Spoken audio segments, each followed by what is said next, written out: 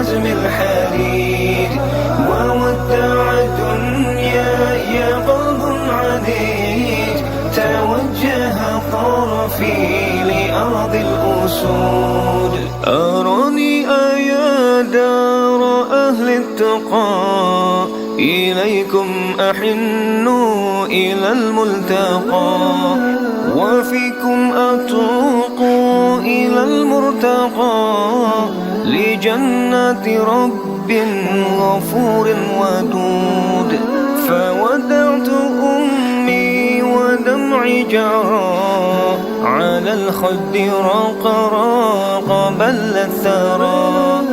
فضجت بكاء قبيل السرى وقلت لقانا بدار الخلود فقالت بني فؤادي حرمت من الأنس في الدار لما كبرت أتذكر زوجا جميلا أردت أتذكر ليلا حديث الجدود سلكت طريقي ولا لن أحيد عزمت المسير بعزم الحديد وودع الدنيا يا قلب عنيد توجه طرفي لأرض الأسود فقلت أيا أم كيف الهنا وإخواننا في خضم العنا فتبا حياتي حياة الشقاء إذا لم أكن من أبات الجنود وسيرت رحلي بركب جليل إلى القدس يمضي أنار السبيل تذكرت أمي وقلبي العليل فهلت دموعي تبل الخدود وقال رفاقي أتخشى الردى وخوض الحروب وعيش الشقاء فقلت هنائي بسفك الدماء ولكنني قد ذكرت الودود سلكت طريقي ولا لن أحيد عزمت المسير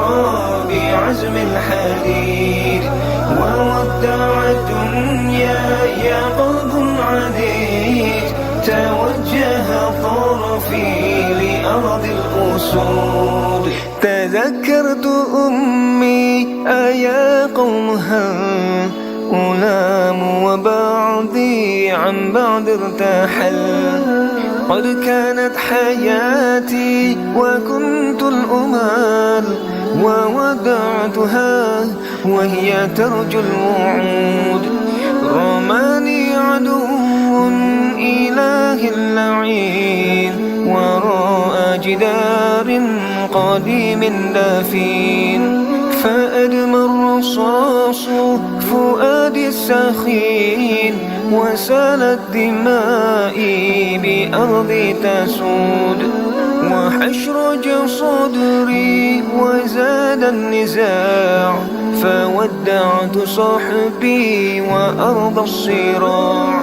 سألقى إلهي وداعا وداع وصرت شهيدا فيا للسعود ألا أبلغ أمي أني شهيد بأرض الجهاد فتي شديد أجاب إلهي دعائي وحيد فبلغني ربي ما قد أريد فيا فرحتي بعد هذا العناء ويا لهفتي بعد هذا الشقاء أحقا سألقاهم الشهداء وأصبح حيا وأرجو أعود سلكت طريقي ولا لن أحيد لازمت المسير بعزم الحديد،